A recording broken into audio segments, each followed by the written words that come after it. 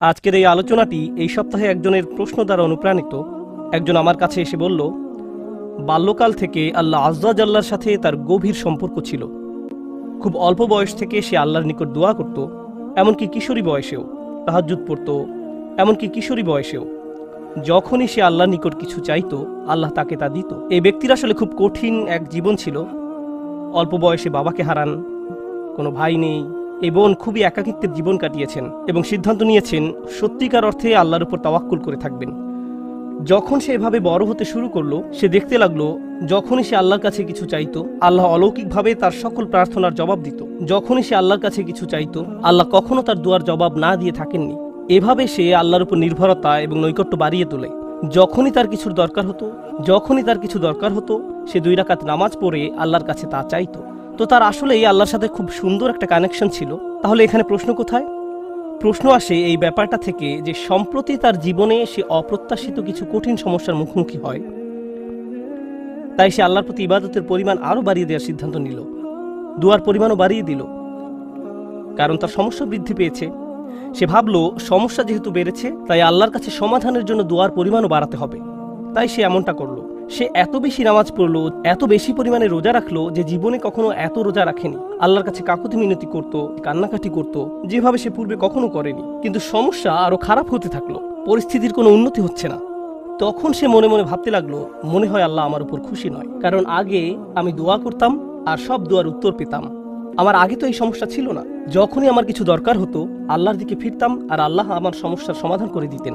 কিন্তু এখন আমি দোয়ার পর দোয়া করেই যাচ্ছি, আল্লাহর কাছে ভিক্ষা চেয়েই যাচ্ছি, আমার সমস্যার কোনো সমাধান হচ্ছে না, শুধু আরো খারাপ হচ্ছে। এর কারণ কি হতে পারে? তার মাথায় এই ধারণা ঘুরতে থাকলো, নিশ্চয়ই আমি ভুল কিছু করেছি। আল্লাহ আর আমার দোয়ার জবাব দিচ্ছেন না, কারণ কোনো কারণে আমি অযোগ্য হয়ে পড়েছি। আল্লাহর ভালো মানুষের তালিকায় আমি আর নেই। আমি এই খুতবা দেওয়ার সিদ্ধান্ত নিয়েছি কারণ সমাজে এই ধরনের চিন্তা খুবই কমন, যা একজন মানুষের মাথা নষ্ট করে দিতে পারে। আমরা দোয়া করি আর আমরা আশা করতে থাকি আল্লাহ আজ্জা জাল্লা আমাদের একটা উত্তর দিবেন, আল্লাহ আমাদের সমস্যা সমাধান করে দিবেন। মূলত 2 ধরনের দোয়া আছে আমাদের অধিকাংশের জন্য। আমি এমন দোয়া সম্পর্কে কথা বলছি যা আমরা নিজেদের জন্য করি। এক প্রকার দোয়া হলো আমরা আমাদের বর্তমান সমস্যা সমাধানের জন্য দোয়া করি। আমাদের সমস্যা আছে, কিছু পরিস্থিতিতে আটকা পড়ে গেছি, আমরা চাই আল্লাহ আমাদের আরো খারাপ কোনো সমস্যায় পড়ে যাওয়া থেকে রক্ষা করুন, আমাদের ভালো যা আছে তা যেন তিনি রক্ষা করেন, ইত্যাদি। আর অবশ্যই আমরা আমাদের ভবিষ্যতের জন্য দোয়া করি, আমরা নিজেদের জন্য দোয়া করি, সন্তানদের জন্য দোয়া করি, এখন সবকিছু ভালো আছে, ইয়া আল্লাহ এভাবেই যেন থাকে। এই ধরনের দোয়াগুলো আমরা নিজেদের জন্য করে থাকি। যে বিষয়টির উপর আজ গুরুত্বারোপ করতে চাই, আগের একটি খুতবা এটা নিয়ে আমি কথা বলেছিলাম, কিন্তু আজকের খুতবাটি কিছুটা ব্যতিক্রম। এই জন্যই আমি মরিয়ম সালামুন আলাইহাকে বাছাই করেছি। শুরুতে সবাইকে একটা ব্যাপার স্মরণ করিয়ে দিতে চাই, আপনার দোয়ার উত্তর তাৎক্ষণিকভাবে পাওয়া যাক বা না যাক, এর সাথে আল্লাহ আপনার উপর সন্তুষ্ট আছেন কিনা তার কোনো সম্পর্ক নেই। এর কোনো সম্পর্ক নেই তার সাথে। এই দুইটার মাঝে কোনো সংযোগ নেই। আর যদি কোনো সংযোগ থাকতো তাও আপনি জানতেন না। কারণটা কি? আপনারা জানেন, আমরা সবাই জানি নূহ আলাইহিস সালামের কথা, যিনি খুবই স্নেহময়ী পিতা ছিলেন। তিনি দাওয়াত দিয়েছেন 950 বছর যাবত। কল্পনা করতে পারেন? আপনাদের কি মনে হয় তিনি তার সন্তানের জন্য দোয়া করেছেন? তিনি তার স্ত্রীর জন্য দোয়া করেছেন? নাকি তাদের ব্যাপারে কোনো পরোয়া করেননি? যিনি তার জাতির জন্য এতটা যত্নশীল হতে পারেন, তারা তাকে থুতু নিক্ষেপ করেছে, অপমান করেছে, তারপরেও তিনি আবারও তাদের কাছে গিয়েছেন। এভাবে 950 বছর যাবত। আপনাদের কি মনে হয় তিনি নিজের ছেলেকে উপেক্ষা করেছেন, নিজের স্ত্রীর কথা ভুলে গেছেন? তিনি তাদের জন্য বছরের পর বছর দোয়া করে গেছেন, তারা নিজেদেরকে পরিবর্তন করেনি। ব্যাপারটি কি এমন নয়? তিনি কি নিজেকে এভাবে দোষ দিয়েছেন যে মনে হয় আমার দাওয়াতটা ঠিকমতো হয়নি, তো আমার আর দোয়ার প্রতি কোনো গুরুত্ব দিচ্ছেন না? আলোচনাটা এভাবে শুরু করার কারণ হলো, ওই মানুষগুলো আমাদের চেয়ে অনেক উত্তম ছিলেন, তাদেরও একই রকম সমস্যা ছিল। এখানে এমন অনেক পিতামাতা আছেন যারা সন্তানদের জন্য প্রতিনিয়ত দোয়া করে যান, কিন্তু তারা দেখেন সন্তানরা ধর্ম ছেড়ে চলে যাচ্ছে, তারা অন্ধকার পথে হারিয়ে যাচ্ছে, আর তারা এটা নিয়ন্ত্রণ করতে পারছে না। নিয়মিত দোয়া করে যাচ্ছেন, কিন্তু দোয়ার কোনো উত্তর দেখা যাচ্ছে না। ফলে তারা হতাশ হয়ে পড়ছেন, আমি কি ভুল কিছু করেছি? আল্লাহ কেন উত্তর দিচ্ছেন না? আরে আপনি তো একা এমন পরিস্থিতিতে পড়েননি। আমাদের রাসূল সাল্লাল্লাহু আলাইহি সাল্লাম প্রচুর দোয়া করেছেন। আপনার কি মনে হয় না যে তিনি তার চাচার জন্য দোয়া করেছেন, তার পরিবারের জন্য দোয়া করেছেন? আপনার কি মনে হয় না তিনি আবু লাহাবের কথা বিবেচনায় নেননি? যদি তিনি দোয়া করে থাকেন তার সকল আবেগপ্রবণ দোয়া সত্ত্বেও আল্লাহ আযজা ওয়া জাল্লা তাকে বলছেন, ইন্নাকা লা তাহদি মান আহবাবতা। আমাদের মাঝে এমন অনেকেই আছেন, এমন অনেক সন্তানেরা আছেন যারা আশা করেন তাদের পিতামাতা বা বড়রা যদি আরেকটু ভালোভাবে আল্লাহর পথে চলতো।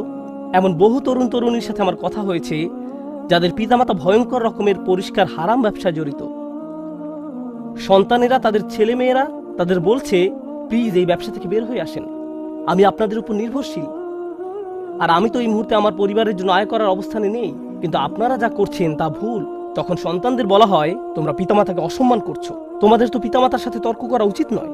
এই ক্ষেত্রে ব্যাপারটা সম্পূর্ণ উল্টো, যে সন্তানেরা পিতামাতার হেদায়েতের জন্য দোয়া করছেন, কিন্তু পরিস্থিতির কোনো উন্নতি হচ্ছে না। এর বাহিরেও কারো হয়তো ভয়ঙ্কর অসুস্থতা দেখা দিতে পারে, স্বাস্থ্য সংক্রান্ত চরম দুর্দশাও আসতে পারে, অথবা চাকরি খুঁজে পাচ্ছেন না, অর্থনৈতিক সমস্যায় আক্রান্ত, আর আপনি আল্লাহর কাছে দোয়া করে যাচ্ছেন, মনে মনে বলছেন, আমি তো গত বছর ইতিকাফও করেছি, আমি দোয়া করেই গেছি, সারা রাত সিজদায় পড়েছিলাম, এরপরেও আমার সমস্যা রয়ে গেছে, এরপরেও কোনো সমাধান আসেনি। সবার আগে আমি আপনাদের সবাইকে মনে করিয়ে দিতে চাই যে নবীরা, তাদের সকলেই, আমাদের বহুকাল পূর্বে যারা এসেছিলেন, আল্লাহ অনবরত তাদের দোয়ার কথা কোরআনে উল্লেখ করেছেন, তাদের সমস্যাগুলোর কথাও কোরআনে বারবার উল্লেখ করেছেন। আপনাদের কি মনে হয় না ইয়াকুব আলাইহিস সালাম, যিনি 12 জন সন্তানের পিতা ছিলেন, তিনি তার সব সন্তানের জন্য দোয়া করেছেন? বিশেষ করে ইউসুফ আলাইহিস সালামের জন্য, যখন তিনি ইউসুফকে হারিয়ে ফেলেন, আপনাদের কি মনে হয় না তিনি ইউসুফ আলাইহিস সালামের নিরাপত্তার জন্য দোয়া করেছেন, তিনি যেন তার সুন্দর সন্তানকে আবার দেখতে পান? আমরা জানি তিনি এত বেশি কেঁদেছিলেন যে দৃষ্টিশক্তি হারিয়ে ফেলেছিলেন, অবিয়াদ্দাত আইনাহু, এবং দুঃখে তার চক্ষুদায় সাদা হয়ে গেল। তার এত বছরের দোয়ার কোনো উত্তর পাওয়া গেল না, কিন্তু পরিশেষে উত্তর পাওয়া গেল। আপনাদের কি মনে হয় না যখন মুসা আলাইহিস সালামের মা নিজ ছেলেকে পানিতে ভাসিয়ে দেন, আর দেখতে পাচ্ছেন যে স্রোতের টানে বাক্সটি হারিয়ে যাচ্ছে, বাক্সটি যে কোনো সময় উল্টে যেতে পারে, আর কিভাবে জানেন যে বাক্সটি ওয়াটারপ্রুফ, পানি প্রবেশ করবে না? কিভাবে জানবেন যে এটি পাথরে আঘাত পেয়ে ভেঙে যাবে না? আপনি নদীতে ফেলে দিচ্ছেন একটি বাচ্চাকে, নদীতে। আপনাদের কি মনে হয় না যে মুসার মা আল্লাহর কাছে দোয়া করেছেন? এই দুই দোয়ার ক্ষেত্রে পার্থক্যটা লক্ষ্য করুন। মুসা আলাইহিস সালামের মায়ের ক্ষেত্রে তিনি আল্লাহর কাছে দোয়া করেন, তিনি তার ছেলের সাথে আবার একত্রিত হন ঠিক কয়েক ঘন্টা পর। বাচ্চার পরবর্তী খাওয়ার সময় হওয়ার মধ্যেই সে আবার তার মায়ের দেখা পায়। আর অন্যদিকে ইউসুফ আলাইহিস সালামের ক্ষেত্রে তিনি তার পিতার নিকট থেকে বিচ্ছিন্ন হয়ে পড়েন, কিন্তু বহু বছর যাবৎ তিনি তার পিতার দেখা পাননি, অনেক অনেক বছর যাবৎ। আমরা জীবনে সমস্যার মুখোমুখি হব, আর আল্লাহর কাছে দোয়া করার সাথে সাথেই আমাদের সমস্যার সমাধান হয়ে যাবে না। দোয়ার বাস্তবতা বোঝার চেষ্টা করুন। দোয়ার উদ্দেশ্য কি? আমরা প্রায় দোয়াকে তলাবের সাথে গুলিয়ে ফেলি। আরবিতে তলাব মানে কোনো কিছু তালাশ করা, কোনো কিছু দাবি করা, আর দোয়ার আক্ষরিক অর্থ হলো ডাকা, এটাই এর অর্থ। দাআতুকুম মানে আমি তোমাকে ডেকেছি, আমন্ত্রণ জানিয়েছি, এটা হলো দোয়া। আমরা যখন আল্লাহর কাছে দোয়া করি, মাঝে মাঝে আমরা ওই দোয়ার মাধ্যমে আল্লাহর কাছে দাবি জানাচ্ছি, এটা সত্য, আমরা অনুরোধ জানাচ্ছি, কিন্তু আমাদেরকে এই ব্যাপারটা ভুলে গেলে চলবে না যে দিন শেষে আমাদের সব অনুরোধ, সেগুলো হলো আল্লাহর একজন বিনম্র দাস আল্লাহর দিকে ফিরে নিজের সমস্যার সমাধান ভিক্ষা চাচ্ছে। কি সেগুলো? আপনার সমস্যার সমাধান হওয়ার চেয়েও আপনি যে আল্লাহর সাথে যোগাযোগ করছেন, এটাই এখানে সবচেয়ে মূল্যবান বিষয়, এটাই দিন শেষে মূল লক্ষ্য। আপনি যে আল্লাহর সাথে কথাবার্তা যুক্ত হয়েছেন, এটাই দিন শেষে মূল লক্ষ্য। আল্লাহ আপনার সমস্যা তাৎক্ষণিকভাবে সমাধান করে দেবেন কিনা সেটা ভিন্ন বিষয়। আমি এ সম্পর্কে সংক্ষেপে কিছু কথা শেয়ার করতে চাই, পরে মরিয়ম সালামুন আলাইহা নিয়ে কথা বলবো। কখনো কখনো আপনি এমন কিছু সমস্যার মুখোমুখি হন যে মনের মাঝে প্রশ্ন আসে, আমাকে কেন এই সমস্যার মোকাবেলা করতে হবে? আপনাদেরকে একটা কথা জিজ্ঞেস করি, ইউসুফ আলাইহিস সালাম তো 8-9 বছরের এক বালক ছিলেন মাত্র। শিশু মানে তো নিষ্পাপ। একজন শিশু এমন কি করতে পারে যার জন্য সে কিডন্যাপ হতে পারে? একজন শিশু এমন কি অন্যায় করতে পারে যার কারণে সে কুয়ার মধ্যে নিক্ষিপ্ত হবে? একজন শিশু কি করতে পারে যার কারণে সে দাস হিসেবে বিকৃত হবে ভিন্ন একটি দেশে? আর তিনি প্রাপ্তবয়স্ক হওয়ার পর কি অন্যায় করেছেন যার কারণে তাকে কারাগারে নিক্ষিপ্ত হতে হবে মিথ্যা একটা অভিযোগে? তিনি তো নিজের অন্যায়ের কারণে জেল খাটেননি, তিনি নির্দোষ ছিলেন, আর তাকে এতগুলো বছর জেলে কাটাতে হয়। তাকে জীবনে এমন সব পরিস্থিতির ভেতর দিয়ে যেতে হয়, অন্য কারো এমন হলে বলতো, ভাই জীবন অন্যায্য, কি বা করার আছে, জীবন অন্যায্য। কিন্তু একজন বিশ্বাসীর ক্ষেত্রে কি হয়? সে শুধু বলে না যে জীবন অন্যায্য, সে বলে আল্লাহ অন্যায্য। নাউজুবিল্লাহ। আর আল্লাহ সূরা ইউসুফে বলছেন, আল্লাহু গালিবুন আলা আমরিহি, আল্লাহ তার সকল কাজের তত্ত্বাবধান করছিলেন। ইউসুফের জন্য যত সিদ্ধান্ত নেওয়া হয়েছিল আল্লাহ তার সবগুলোতে প্রভাব রেখেছিলেন। কিভাবে? কখনো কখনো আমি আপনি এমন কিছু সমস্যার মুখোমুখি হব, আল্লাহ জানেন ভালো কিছু সামনে আছে। কখনো কখনো ভালো যা কিছু আসছে তা আপনার নিজের জন্য, আবার কখনো বা অন্য কারোর জন্য, কখনো কখনো আপনি জীবিত থাকতেই এর উপকার পাবেন, আর কখনো কখনো এই উপকার আসবে আপনি আল্লাহর কাছে ফিরে যাওয়ার পর। ইউসুফ আলাইহিস সালামের ক্ষেত্রে কি হয়েছিল? একজন পিতা তার সন্তান থেকে বিচ্ছিন্ন হয়ে পড়েন। কিন্তু চিন্তা করে দেখুন, তাকে যদি কিডন্যাপ করা না হতো তাহলে তিনি কুয়ায় নিক্ষিপ্ত হতেন না। তিনি যদি কুয়ায় না পড়তেন তাহলে কোনোদিন মিশরে গিয়ে পৌঁছাতেন না। আর মিশরে কোনোদিন না গেলে তিনি জেলে নিক্ষিপ্ত হতেন না। আর যদি জেলে না যেতেন তাহলে জেলের ওই দুই লোকের সাথে তার কোনোদিন সাক্ষাৎ হতো না যাদের স্বপ্নের তিনি ব্যাখ্যা দিয়েছিলেন। ওই দুই ব্যক্তির সাথে যদি তার কোনোদিন দেখা না হতো, তাদের একজন বেঁচে যায় এবং রাজার খেদমতে নিয়োজিত হয়। আর যখন রাজা একটি স্বপ্ন দেখলেন, ওই ব্যক্তি তাহলে কোনোদিন বলতেন না যে হ্যাঁ, আমি এক লোকের কথা জানি যে আপনার স্বপ্নের ব্যাখ্যায় সাহায্য করতে পারবে। স্বপ্নটা কি ছিল? দেশে 7 বছর হবে প্রাচুর্যের, আর পরবর্তী 7 বছর দেশে কোনো ফসল ফলবে না, কোনো উৎপাদন হবে না, মানুষ দুর্ভিক্ষে মারা যাবে। যদি ইউসুফ জেলে না যেতেন আলাইহিস সালাম এবং তাকে মুক্তি দেওয়া না হতো ওই স্বপ্নের ব্যাখ্যা করার জন্য সেই সময়, তাহলে দেশ অর্থনৈতিক, ফাইন্যান্সিয়াল এবং সামাজিক এক দুর্যোগে পতিত হতো। লক্ষ লক্ষ শিশু দুর্ভিক্ষে মারা যেত। একজন শিশু কষ্ট স্বীকার করলো কয়েক বছরের জন্য। এক শিশুর কষ্ট স্বীকারের ফলে আল্লাহর পরিকল্পনা ছিল অগণিত পরিবারকে অনাহারে সন্তান হারানোর বেদনা থেকে রক্ষা করবেন। এই পরিকল্পনার কারণে ইউসুফ আলাইহিস সালাম জেল থেকে ফিরে এসে স্বপ্নের ব্যাখ্যা করলেন এবং অর্থ মন্ত্রণালয়ের দায়িত্ব নিলেন। আমার এক বন্ধুর নাম হয়তো আপনারা শুনে থাকবেন, তার নাম রবার্ট ডেভিলা। আমি ওই বোনকে তার সম্পর্কে জিজ্ঞেস করেছিলাম। সে বলল সে তার কথা শুনেছে। সে তার শরীরের কোনো অংশ নাড়াতে পারে না, শুধু মুখমণ্ডল ছাড়া। সে কি এমন অন্যায় করেছে যার কারণে এমন পরিস্থিতি? কিছুই না। কিন্তু কত মানুষ ইসলাম গ্রহণ করেছে তার এই অক্ষমতার দরুন। কত শত মানুষ এই ঘটনার কথা শুনে আল্লাহর পথে ফিরে এসেছে।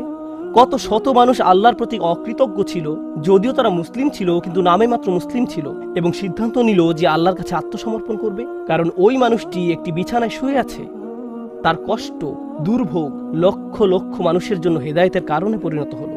বুঝতে পারছেন? কখনো কখনো আমি আপনি কষ্টকর অবস্থায় পতিত হই, যা আসলে খুবই সামান্য, এমন অসংখ্য কল্যাণ আর এমন অসংখ্য উপকারের জন্য, যা হয় এখন আমার কাছে আসবে, নতুবা আল্লাহর কাছে ফেরত যাওয়ার পর আমি এর উপকার ভোগ করব। সুতরাং আমাদের দোয়া কোনো কিছু অর্ডার করার মতো নয়। যখন ওই বোন আমাকে তার সমস্যার কথা বলছিল, সাথে সাথে আমার মরিয়ম সালামুন আলাইহার কথা মনে পড়ল। কারণ মরিয়ম সালামুন আলাইহার ক্ষেত্রে এমনকি ছোট বয়সেও তার জন্ম আশ্চর্যজনক। তার জন্মের কথা কোরআনে উল্লেখ করা হয়েছে। খুব বেশি সংখ্যক মানুষের জন্মের কথা কোরআনে উল্লেখ করা হয়নি। মা একটি ছেলে সন্তান আশা করেছিলেন, কিন্তু তার একটি মেয়ের জন্ম হলো। আর আল্লাহ বলেন, ওয়ালাইসা যাকারু কাল উনসা, যার অনেকগুলো গভীর অর্থ রয়েছে। আমি এখন শুধু একটি অর্থ হাইলাইট করছি। এই মেয়েটি অন্য কোনো ছেলের মতো নয়, এই মেয়েটি স্পেশাল।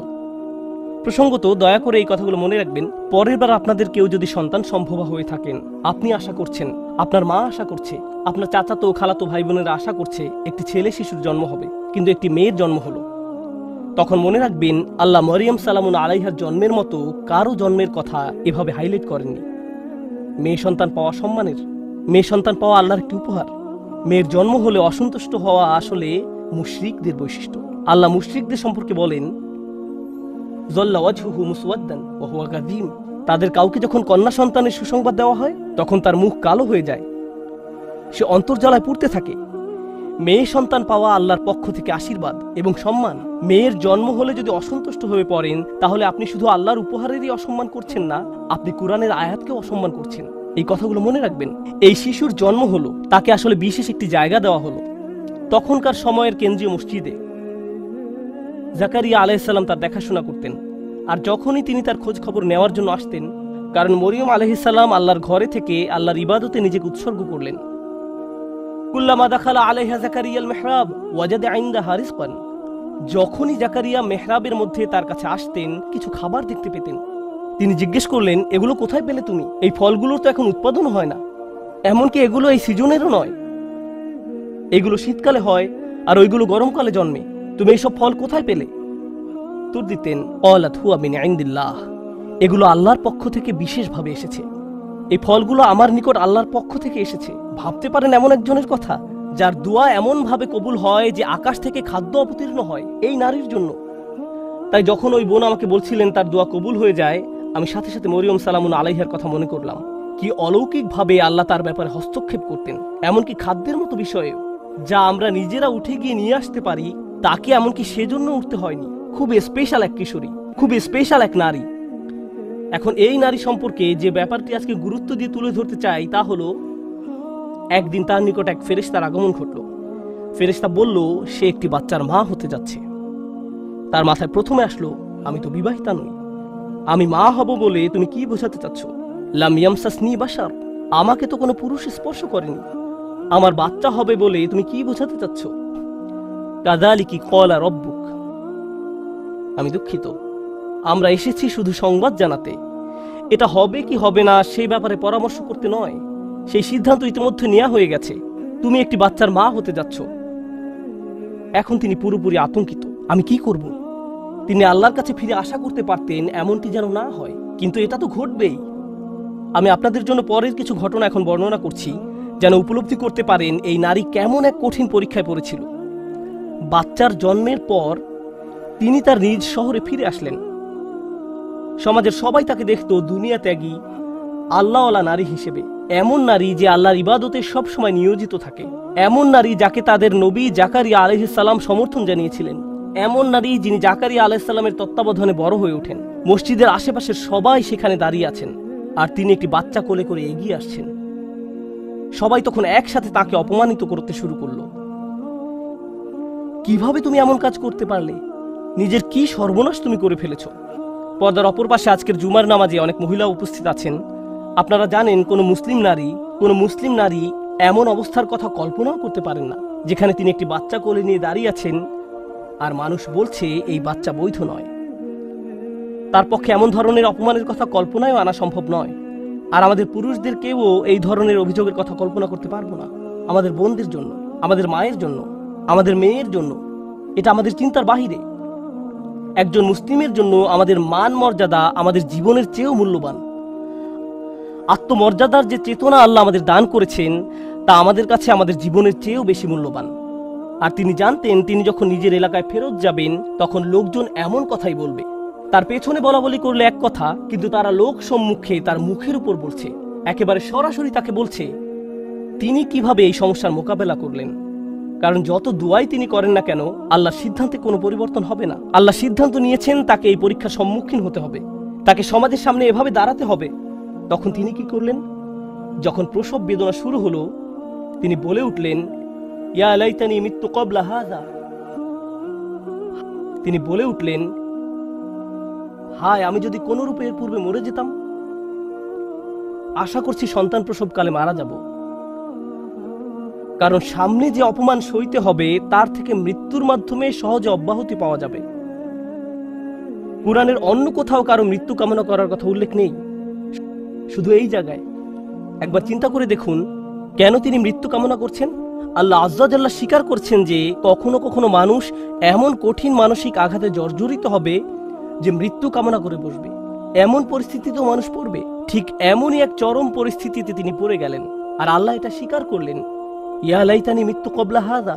আমি এটা পড়ার পর প্রচন্ড ধাক্কা খেলাম। কিভাবে তিনি এমন কথা বলতে পারলেন? জানেন তো আমাদের রাসূলুল্লাহ সাল্লাল্লাহু আলাইহি ওয়াসাল্লাম বলেছেন, লা ইয়াতামান্না ইয়ান্না আহাদুকুমুল মাউতা, তোমাদের কেউ যেন মৃত্যুর আকাঙ্ক্ষা না করো। তোমাদের মৃত্যু কামনা করা উচিত নয়। কেউ কখনো সহজে মৃত্যু কামনা করে না, কিন্তু তিনি এখানে মৃত্যু কামনা করছেন কেন? এটা অত্যন্ত কঠিন এক পরিস্থিতি, মারাত্মক এক অবস্থা। তো তিনি যে অপমানের সম্মুখীন হতে যাচ্ছেন তা মৃত্যুর চেয়েও খারাপ। তাই তিনি বললেন, ইয়া লাইতানি মিত্তু ক্বাবলা হাযা। এই কথা কোরআনে উল্লেখ করার কারণ আছে। দুনিয়ার এই জীবনে মানুষ অপমানজনক পরিস্থিতিতে পড়বে, থেকে মুক্তির কোনো উপায় চোখে পড়বে না। অনেককে তাদের পরিবারের সম্মুখীন হতে হবে, মিথ্যা অপবাদের সম্মুখীন হবে, অতীতের কোনো ভুলের মোকাবেলা করতে হবে। কে জানে তাদের এমন ধরনের মানসিক আঘাতের মোকাবেলা করতে হবে। তখন তারা মরিয়ম সালামুন আলাইহার উদাহরণে সান্ত্বনা খুঁজে পাবেন। কিন্তু তিনি এখানেই থেমে যাননি।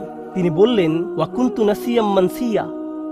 নাসিয়ান মানসিয়া খুবই অসাধারণ শব্দযুগল। তারা বলে ফাল ও ফিল এবং এই দুইটি ওজন। তারা নিসিও বলে, এক কিরাতে এটাকে নিসিয়ান, অন্য কিরাতে নাসিয়ান পড়া হয়, জিব এর মতো। আরবি ভাষায় দুই ধরনের শব্দ আছে, জিব ও মাজবুহ। একইভাবে নাসি এবং মানসি, এই শব্দগুলোর প্রথমটা আসলে ব্যবহৃত হয়, আমি আপনাদের জন্য লিখে এনেছি,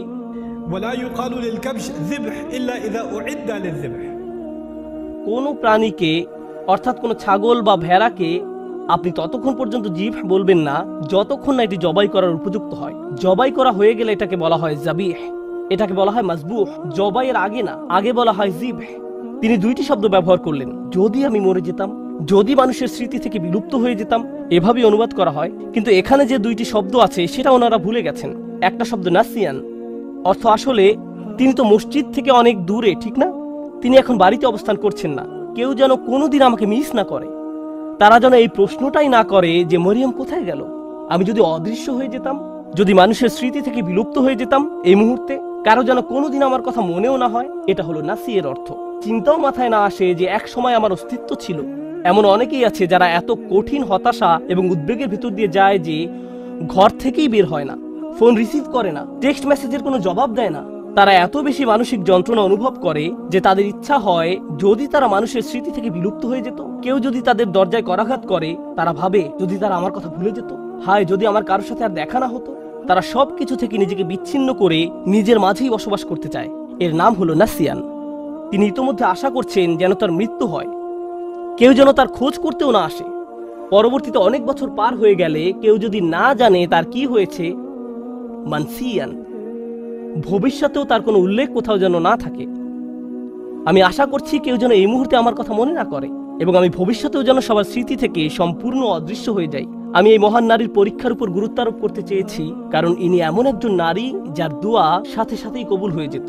তাকে এমনকি খাদ্যও চাইতে হয়নি, তার জন্য ফল ফলাদি এসে উপস্থিত হতো। আর আল্লাহ তাকে এমন পরিস্থিতিতে ফেললেন, আল্লাহ তাকে এমন পরীক্ষায় ফেললেন, এই জন্য না যে আল্লাহ তাকে ঘৃণা করেন, এই জন্য না যে আল্লাহ তার কথা ভুলে গেছেন, এই জন্য না যে আল্লাহ তাকে অপমানিত করতে চান। শেষে দেখা যায় যে এই সমস্ত কিছুর মাধ্যমে আল্লাহ আসলে তাকে সম্মানিত করলেন। আল্লাহ তাকে সম্মানিত করতে চান। কোন অপমানের ভয় তিনি করছিলেন? তার অপমানের ভয় ছিল মানুষ বলবে তুমি বিয়ে ছাড়াই এই সন্তানের মা হয়েছ, তোমার এটা হারাম ছেলে। মানুষ এটাই বলবে। আর জানেন তো বাচ্চার নাম কি ছিল? তার নাম ছিল ঈসা। কুরআনে কোন নবীর নামের সাথে তার পিতা বা মাতার নাম উল্লেখ করা হয়নি। শুধু ঈসা আলাইহিস সালাম, ঈসা ইবনে মারইয়াম বারবার উল্লেখ করা হয়েছে। ঈসা মরিয়মের ছেলে, ঈসা মরিয়মের ছেলে। কুরআনে কোথাও কি আছে মুহাম্মদ আব্দুল্লাহর ছেলে? কোথাও কি পান ইয়াকুব ইসহাকের ছেলে, ইসহাক ইব্রাহিমের ছেলে, ইউসুফ ইয়াকুবের ছেলে? পেয়েছেন কখনো? না। অনেকবার আল্লাহ এই রাসূলকে যখনই সম্মানিত করেছেন, সাথে সাথে তার মাকেও সম্মানিত করেছেন। প্রসঙ্গত বিষয়টা গুরুত্বপূর্ণ। আরবরা যখন ইবনে বলে বা এমনকি সেমিটিক মানুষরা যখন ইবন বলে, ঠিক পরেই তারা পিতার নাম উল্লেখ করে, তারা পিতার নাম বলে। আপনার নামের শেষাংশ আসে পিতার কাছ থেকে। আল্লাহ এই সাধারণ নিয়মের বাহিরে গিয়ে মানুষকে মনে করিয়ে দিয়েছেন যে তার কোনো পিতা নেই, আর আমি সাধারণ নিয়মের বাহিরে গিয়ে এই মাকে সম্মান দেখাবো। ঈসা ইবনে মারইয়াম। প্রতিবার আল্লাহ এই অপমানের কথা উল্লেখ করেছেন অন্য কারণে। আর এই বিষয়টা বলেই আমি আমার খুতবার সমাপ্তি টানছি। কখনো কখনো আপনার কষ্ট অন্য মানুষের মুক্তির কারণে পরিণত হবে। আপনি সমস্যায় পড়েছেন কারণ এটা আপনার থেকেও বড় কোনো উদ্দেশ্য সাধন করবে, তখন তাদের জন্য সাদাকায়ে জারিয়ায় পরিণত হবেন। আপনার কারণে তারা ভালো কিছু অর্জন করবে। মারিয়াম সালামুন আলাইহার এই কষ্ট থেকে প্রতিবার যখন কোনো নারী অপমানিত হয়, প্রতিবার যখন কোনো নারী অপবাদের শিকার হবে, প্রতিবার যখন কোনো নারী কামনা করবে যদি সে মরে যেত পরিস্থিতির মুখোমুখি হওয়ার চেয়ে, তখন সে মরিয়ম সালামুন আলাইহার কষ্টের মাঝে নিজের সান্ত্বনা খুঁজে পাবেন। আর যখনই কোনো নারী সান্ত্বনা খুঁজে পাবে, মরিয়ম সালামুন আলাইহার মর্যাদা এতে আবারও বেড়ে যাবে। সুবহানাল্লাহ। আমাদের দোয়ার মাধ্যমে আমরা আল্লাহর সাথে সংযোগ স্থাপন করি। আমাদের দোয়া এমন কিছু নয় যার মাধ্যমে এই দুনিয়া জান্নাতে পরিণত হবে। পৃথিবীর এই জীবনে পরীক্ষা থাকবেই। আমাদের চেয়ে বহুগুণে উত্তম মানুষদের জীবনে সমস্যা ছিল, আর এটা ঠিক আছে। লাকাদ খলাকনাল ইনসানা ফি কাবাদ, আমি মানুষকে সৃষ্টি করেছি অত্যন্ত কষ্ট ও শ্রমের মাঝে। কষ্ট ক্লেশ জীবনেরই অংশ। দুয়ার উদ্দেশ্য হলো আমাকে আপনাকে এই কষ্টগুলো মোকাবেলায় সাহায্য করা। আর কখনো ভুলে যাবেন না যে আল্লাহ আমাদের সাথে আছেন। আল্লাহ আজ্জা জাল্লাহ আমাদের সেসব মানুষদের অন্তর্ভুক্ত হওয়া থেকে রক্ষা করুন যারা ঈমান হারিয়ে ফেলে। আল্লাহ আজ্জা জাল্লাহ আমাদের মর্যাদা দান করুন এবং আমাদের এই কথা স্মরণে রাখতে সাহায্য করুন যে মানুষ আপনাকে অপমানিত করতে চাইবে যেভাবে তারা মরিয়ম সালামুন আলাইহাকে অপমান করেছিল,